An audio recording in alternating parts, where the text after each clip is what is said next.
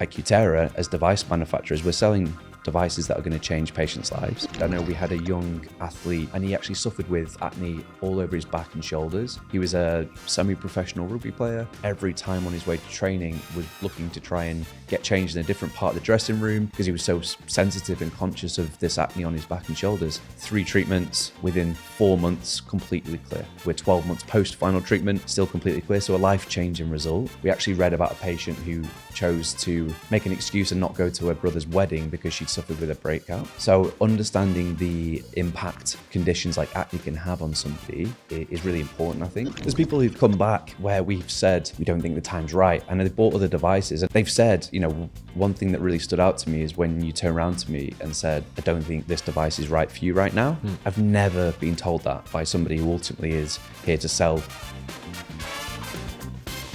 Welcome back to The Patient is Always Right. I'm super excited today to welcome the senior leadership team from Cutera, UK, one of the biggest medical device manufacturers currently on the scene in the UK. We'll be welcoming the regional director, Sam Keen, as well as the sales manager, Leighannah Tickner, to the show today. Cutera is a huge player in the energy-based device market, so I'm super excited to welcome them here to discuss some of the latest trends, what we're seeing in the industry, and also some of the changes that are coming up with rising trends, increasing regulation, and increasing competition. We'll be diving deep into some of the stories behind the clinics that they work with, as well as some of the devices that they've recently launched in the market. I'm super excited to welcome them. Let's get to it. Sam, Leighannah, thank you so much for coming to the show today. The Patient is Always Right. We're super excited to have you here as the leadership team of one of UK's foremost medical aesthetics device manufacturer. Thank you for inviting us. No, Thank great you. to be here. Yeah, exciting. Exciting. So we've got a few questions for you. We really want to dig into, obviously, the story of Cutera and yourselves, but also getting some insights for the people listening, whether they're clinic owners or practitioners or just someone who's really passionate about aesthetics. Basically, we want to hear about Cutera. Cutera is a name that practitioners will recognise, but how did it begin? How did it start? Absolutely. So we started back out in 1998, California. There were some optical laser veterans who realized that actually we might be able to get some benefits using this technology for dermatology. So that's where we originate. But I think me and Leighannah can probably speak more about the UK business. So we both joined in 2019, which was a time that Cutera were looking to invest in a direct operation in the UK. So they'd worked via some distributors over the years, but they'd never really invested heavily in the infrastructure and the people. And so we both joined at the start of that journey, and we've really come in and seen it grow over a number of years now into the brand that you guys might be more familiar with. So obviously coming from a US company to now kind of distributing in the UK, how did that change? Did people know about Cutera before that, or was it like fresh? They'd never heard of Cutera. It was the first time they were walking through the doors. So I remember being, I think, one of our first shows, and people would come up and be like, who are you? They'd be looking at the sign. And I think it's evolved massively since then. We were just a really small little group. I think we all joined because we recognised, as having worked in the industry for a few years, that Cutera were a powerhouse globally, big North American-based manufacturer, 80 countries around the world. And when we went to events like IMCAS, AMWC, they had these big booths and these lasers that big global KOLs were speaking about, but just no real UK presence. So I think the technology spoke for itself. I think that's where the confidence was. And then when I got to meet Leighannah and some of the other early starters with Cutera UK, I knew we had a great team. There was 4 of us, but everybody in that team was very good at what they did. So it's been a journey for sure. But a great one. I'm very, very passionate about the brand, about the company and the technology because of what it can do. It can really change patients' lives. It can accelerate the growth of aesthetic clinics. So yeah, we put a lot into this, haven't we? That's incredible. I mean, from 4 people in a shed, essentially, to now a sizable team across the UK with 400 accounts across the country, lots of devices out there, new launches. I know it's a big year for you guys. You've got a couple of really exciting, you're pushing AviClear more. I know it was launched last year. You've got the Zeo Plus as well. I guess culturally, you've been at both sides of the Atlantic insofar that Cutera is obviously a big American brand. What are some of the things that you learned from now having been at Cutera and those American roots and what we can learn as Brits here?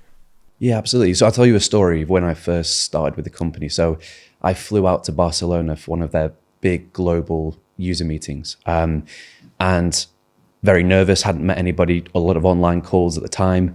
And I walked into a boardroom where the CEO and his executive leadership team were sat. I was the youngest guy in the room by far. And the guy, our previous CEO, stood up and welcomed me into the room and said, are you ready to start with a company that's going to change the world? And as Brits, I think we take that type of energy sometimes as, we're very modest, as you say. And I think for me, that was quite inspirational. And when we go over to the US, we spend time with our colleagues out there. If there's one thing that we can learn is to be less apologetic for what we do. And, at the end of the day, at Cutera, as device manufacturers, we're selling devices that are going to change patients' lives. So have that confidence, be inspired, be passionate. And that's one of the core values at Cutera is passion. I think me and the UK team are very inspired by our US colleagues. I don't know what you think, Leighannah. Yeah, I agree. I think that's sort of the energy that you get. And whenever we've been over there, you can't not come away and feel that. Yeah. It's a real vibe that is there and you get pulled into that. And I think it's something that as a team, whenever we've been over to the US, we've all brought it back. We've had that energy with us. We went to California last year. We were in the Ritz-Carlton, very inspirational event, launch of AviClear internationally. This year we were out in Arizona. Yep.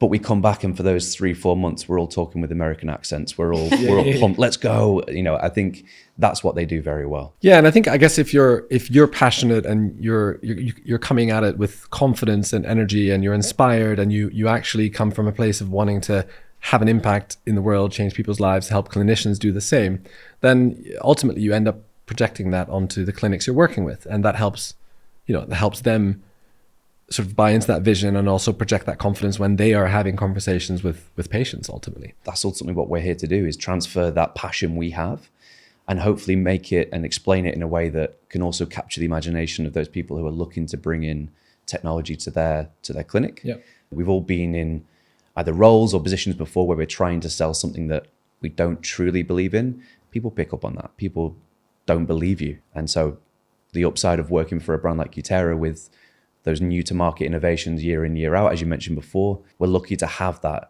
Our sales, our marketing, our commercial teams, our clinical teams are inspired by that. A question on that really is, what do you think sets Cutera apart within the wider landscape of device manufacturers? What do you think is why people keep coming back to you? I think we'll lead with always technology, innovation. So again, innovation and passion are two of our 4 core values. We are that first to market brand. We do bring new wavelengths of light to market, and we are looking to always lead with innovation. But that innovation isn't just in the tech, it is in what we do around that technology to make clinics successful. So I think a reason people always come back, and we're very lucky to be a portfolio brand, so we have 8-9 different technologies to sell to a clinic. The way we do that is the post-purchase support. Every manufacturer is going to say we have great post-purchase support. We back up what we say, what we say we're going to do through education, through marketing support, through business support. That's why people will keep coming back. What you said earlier before we started recording, you mentioned that sometimes if you don't think a clinic is ready for a device, or you don't think it's the right move for them, whether your device or a device generally, you actually you share your honest feedback and you actively dissuade them from making that investment, which I think says a lot, to be honest, because every company has targets, sales targets, but I thought that was really that's really great to hear, and I think that says a lot in terms of how you operate, and the fact that you have 2.5 devices per clinic that you work with. I mean, that also says a lot, actually, because people are coming back, and I think it's something that a lot of device manufacturers would be envious of. Yeah. So you guys set up shop in the UK, direct to market, in 2019. Yeah. A lot has happened since then. We've had COVID, we've had the cost of living crisis, we've had inflation, we've had Brexit. I think disposable incomes are lower, arguably, in terms of that discretionary spend of consumers. And so, what's been the key to your success from like a team point of view in terms of growing your UK team and also ultimately growing to 400 plus clinics? It's definitely been a ride. Lots and lots of Zoom calls over the years. But I think what we did is we doubled down on who we are as a company. We leaned into very high quality manufactured laser and energy-based devices. We doubled down on post-purchase support. And I think ultimately, when you've got a quality product and a quality service and you've got great people, which we have in the UK team at Cutera, I think people recognize that. When you mentioned all the turbulence that we've all faced over the years, we remained very true to ourselves. So when we said about saying to somebody, this probably maybe isn't the right time for you to make this purchase, we were still doing that in some of those turbulent times. And those relationships that we forged with those people who then have, weathered the storm, so to speak, have come back and gone, do you know what?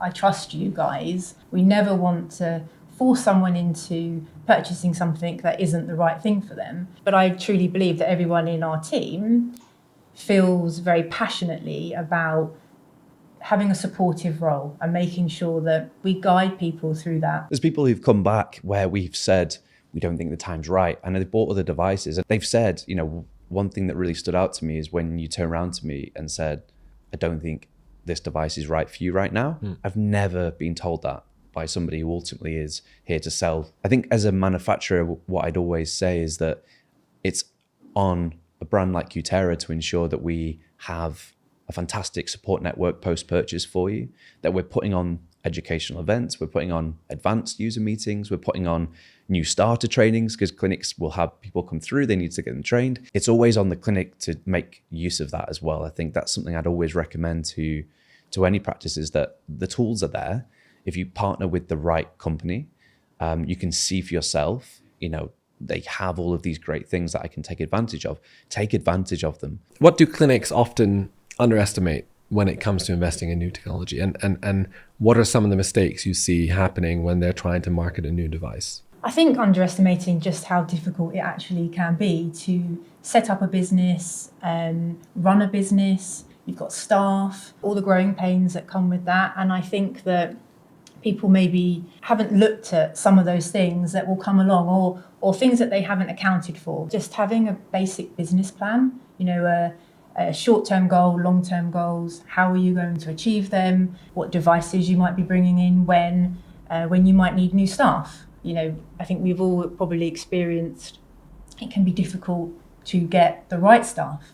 Even something like as simple as that can change the way that your business is running. Well, one of the challenges that we often see with clinics is that they try to be everything to everybody. And because these devices can be really versatile in terms of the types of skin they can treat and the problems that they can treat and so forth, they're phenomenal, right? However, that can also be sometimes the greatest downfall in terms of a clinic owner, because when you try to be everything to everybody, you end up appealing to no one, and you just don't stand out in the noise, which is why I think AviClear is a really powerful platform, because although I'm sure I don't know the technical nuances of it, but I'm sure it's versatile, but it's quite singular in terms of the concern that it's primarily designed and marketed for, which I think is actually almost more powerful than having a super versatile device that maybe a clinic owner feels overwhelmed. I think it goes back to what Leighannah said before. I think in the sales process with the clinic, we'll really try to double down on what's the vision, like what do you want to be? What do you want to be known for? We can put a device in front of you that does a lot of indication. We can put a device in front of you that does one indication, but really trying to understand what the ethos of the clinic is, what their vision is, will help us be able to consult on what the right technology is. It's really important to understand that from the practice before we start to recommend what the right device might be. When we look at something like the Zeo Plus, we're having conversations a lot at the moment with the launch of that in January around, at the moment, I see myself as being a skin specialist. I want to be known by my patients as having advanced treatments that I can treat leg veins or port wine stains or whatever it might be. Yep. But then they're also asking, but I want it to do hair removal. So it can do that, but which area do we want to focus on? Do we want those high ticket treatments, or do we want a hair removal treatment? It depends where the clinic sees themselves. I think hair removal as a treatment is something that we offer as a brand. We're not a hair removal brand. I think that's, it's important to recognize, if you are here purely for hair removal, we'll often say this, there are other great manufacturers out there. Their focus is hair removal. At Cutera, that's not our focus, although we do some very great technology, some gold standard technology. We aspire to be a acne skin solutions company. And so making sure that you're aligned, it's important that our value, our vision is aligned closely with our customers. One question that's more about your side of things rather than clinics is you've recently launched 2 devices.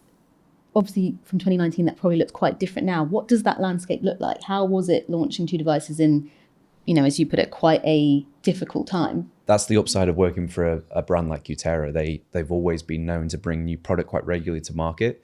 I think it's a great question because launching something as novel as AviClear, which is very specific, it's an acne-based treatment, versus a multi-platform device in the Zeo that can treat lots of different things.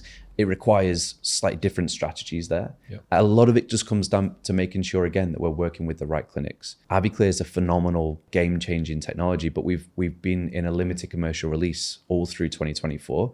We're still really slowly coming out of that. We're not looking to just sell this to everybody that wants it, because we have to establish the need, and we have to establish, is this going to work for you right now? It might be the case that in 2-3 years time, as it builds, that it's a better fit for you. Actually right now, X or Y device might be a better fit. So they are very different in nature. So we have to wear different hats, I think, between AviClear and the Zeo Plus. But ultimately it all sits within the Cutera portfolio. So a lot of the fundamentals are still the same. We just have to tweak and manage that per device. We've seen the rise of the TikTok skinfluencer, and love it or hate it, it's here. And there's a lot of conversation around acne also. There's conversations around acne acceptance and just sort of accepting that as part of life and part of people's skin and health. There's also on the flip side, on the aesthetic side, we've got the sort of the pressure to have flawless skin. And so how is that narrative sort of shaping the acne conversation? And do you think skinfluencers are sort of a force for good in our industry, or do you think they're damaging potentially? I think ultimately raising awareness of treatment therapies, treatment options for patients to take advantage of if they wish to is important. We've worked with skinfluencers. We actually ran a report last year with 500 acne patients. The acne impact report that we commissioned was really insightful, because understanding not just the aesthetic of a condition or a disease like acne, but actually the mental impact it had. People not going to social events. We actually read about a patient who chose to make an excuse and not go to her brother's wedding because she'd suffered with a breakout. So understanding the impact conditions like acne can have on somebody is really important, I think. Because ultimately what your clients specialize in is helping people transform their life in some shape or form, right? Through skin or whatever else it might be. Have any of your clinics and providers been able to capture patient stories? Because it is a very sensitive topic, obviously, and not all of them would be happy to go on camera before, maybe after. But have you had any amazing patient transformations that have sort of been documented or shared with you that you've just literally fundamentally have changed someone's life? So we're at a really exciting a stage of the launch of AviClear. So we are now at the 12 months post final treatment stage. Okay. And so on an almost daily basis, we are so lucky to be getting the before and after pictures, the patient testimonials, when we've been able to, through our providers, give them that life-changing result. They're more than happy to talk to camera. We have cases that spring to mind. I know we had a young athlete based up in Edinburgh that went to see the Mayfield Clinic, Dr. Nestor and his team. And he actually suffered with acne all over his back and shoulders. He was a semi-professional rugby player, and he, every time on his way to training, was looking to try and get changed in a different part of the dressing room. Really handsome guy, has everything going for him, but was trying to find somewhere different to get changed because he was so sensitive and conscious of this acne on his back and shoulders. 3 treatments within 4 months, completely clear. And we're 12 months post final treatment, still completely clear. So a life-changing result. It was worth the blood, sweat and tears of getting this out to market and launching it, because we're now at the really great stage of seeing those life-changing results come through. I was actually very fortunate to have a family member who was one of the very first patients of AviClear in the UK. And we had a discussion around the treatment, and she said to me, you know, do you think I would be suitable for this? And actually, I didn't even know she had acne. It was actually on her back, and she'd been suffering with this for a really long time. So she embarked on the treatment, and sort of 9 months later, it was a summery day. She was out with a lovely dress on. She was who she was meant to be, if that makes sense. She was really confident. And then at that point, and I think I said it to Sam and some of the others, I realised how amazing this actually is to be part of this, because it really meant something, and you can see a dramatic change in someone, and we're part of that journey, and it's really special to be doing that. We'd seen the American patients who'd benefited from this back in 22, 23. I think it always hits home a little bit more when you hear UK, Irish patients that we've played our role in helping bring the product to market. Ultimately, it's our providers who work their magic with the patient to get that result. But we've played our role there, and that's really what puts the fire in my belly to keep getting up, keep coming to work. Well, I mean, that's incredible. My partner went through something similar.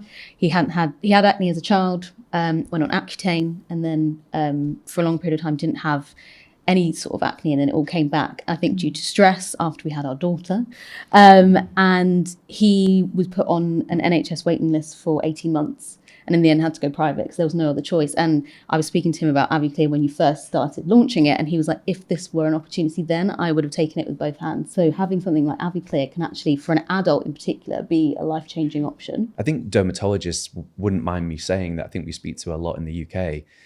They were very used to prescribing medications for long-term acne. And I think there's a few that have decided to invest in AviClear. And they've said, look, this isn't necessarily because I wanted to bring it into the practice. It's because my patients are asking for this option. And there are many patients. We were with Dr. Nicole Chang in Manchester. She was saying that, you know, ultimately as a dermatologist, I want to be able to treat somebody based on what they need. And I'm going to continue to put isotretinoin, antibiotics, but now I can add AviClear in there. And there were this patient cohort that I just couldn't treat before because they may be contraindicated to the oral medications. They may be at a stage of life that they're looking to start a family. They don't have the compliance to keep coming through and having their blood tests, their pregnancy test if it's a female patient. So now it's another option, which is 3 30-minute treatments. Results get better with time. That's appealing to more and more patients. So it's very exciting. Obviously, you've mentioned dermatologists a few times, and acne originally, or I mean, still now, is something that you would go to a dermatologist for.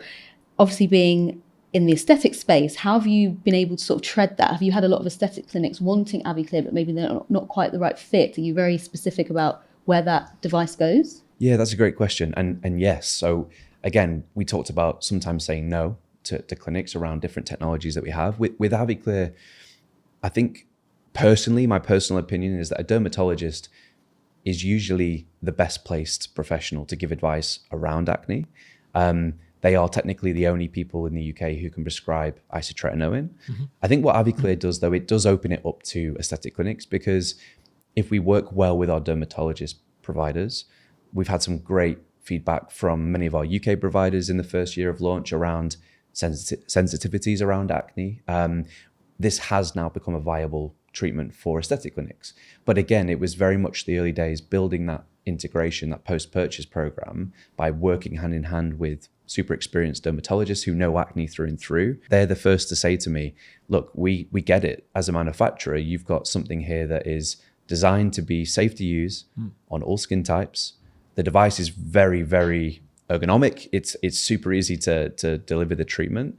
And so they recognize that there's no shortage of acne patients in the UK. Yeah. There has previously been this bottleneck that, you know, we've got dermatologists sat writing prescriptions all day, every day, and we can't even touch, you know, we only touch the surface when it comes to acne patients. So with this technology, we're able to put it in the hands of other aesthetic doctors, GPs, and they're able to offer this treatment to acne patients, because otherwise patients wait longer for treatment.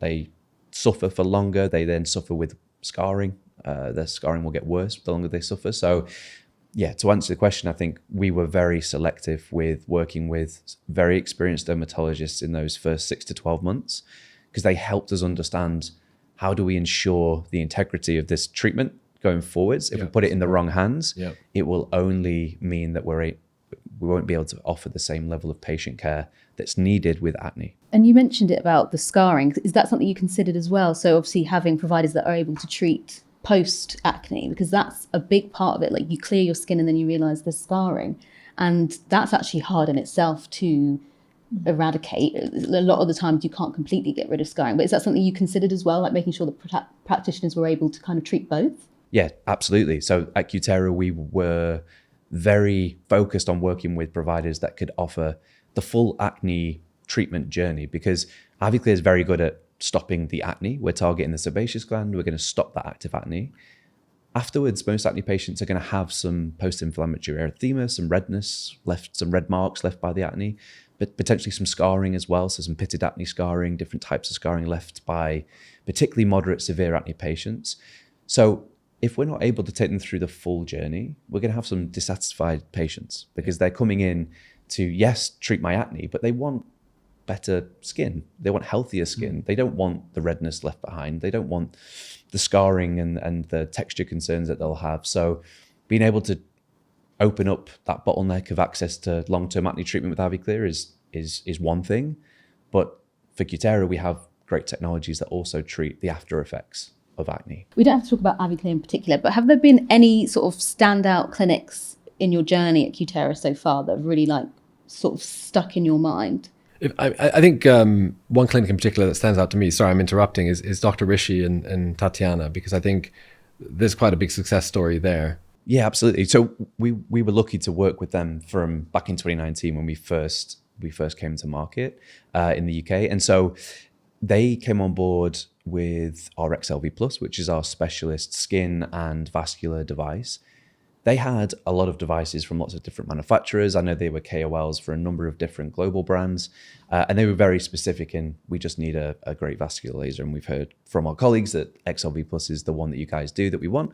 And so we, since then, have gone on a journey with those guys. And I feel like they've grown their clinic from 1 level to 4 levels. I think they're just opening a new surgical arena downstairs. And I think they have 7 or 8 of our devices now. They actually have 2 of the XLV Plus device. Oh, wow. It was that busy that they invested in a second. And we've managed to work with them as probably our most frequently used KOLs and advocates, not just in the UK. Our global partners have pinched them. I know Dr. Tatiana was over in Bangkok a couple of weeks ago, speaking for our APAC team. So we feel like we've been on a real journey with them, but we're lucky to have gone on that with a number of very well-known and much lesser known clinics who've really grown with us. And so we have those real deeply embedded relationships with them. We know each other very well, and we know how we need to support them. So what's one myth that you can kind of bust around acne that you've learned since introducing AviClear? I think that the only long-term solution is oral medications. We now have an innovation in the game that's offering patients an alternative. Oh, brilliant. Okay, that's a really good one. I guess the question that everyone wants to know is what's next for Cutera? Yeah, obviously a big year for you guys at Cutera. You've had a restructure in the US earlier this year. You've launched your new device here in the UK this year. You're obviously growing your AviClear campaign. You've had the Academy in the middle of May. It's Acne Awareness Month at the moment. In September, you've got the forum, which you're going to tell us about a little bit later. What's the plan? I mean, what's happening? What's in store this year? Yeah, so I think that's probably a good point to start on, which is we're really excited to recently announce our new private ownership, which I think gives a lot of clarity to our customer base. There was lots of questions for a long time around share prices, and now it's the certainties there that we've got this new ownership, we've got the new capital in the business, we've got a new runway, and we can use that capital to continue elevating our post-purchase support. We have our big CUCF event. Leighannah loves CUCF, so you talk us through what we've got planned for that one. So this year, 13th of September, it's probably the biggest event that we put on throughout the year. As we said earlier, we have about 200 people that come along, and it's about us giving back. So giving back to people who have invested in us. This is our opportunity to give back to them. So it's a huge educational event. So this year we've got some guest speakers coming from Australia. So Ryan De Cruz is coming over to headline the show for us, so to speak.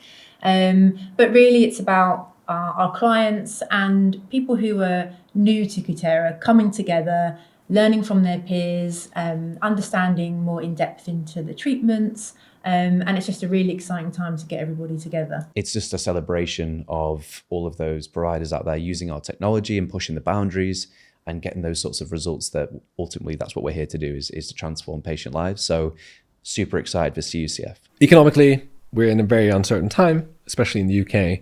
And so instinctively, the consumer might be spending less, business owners might be investing less.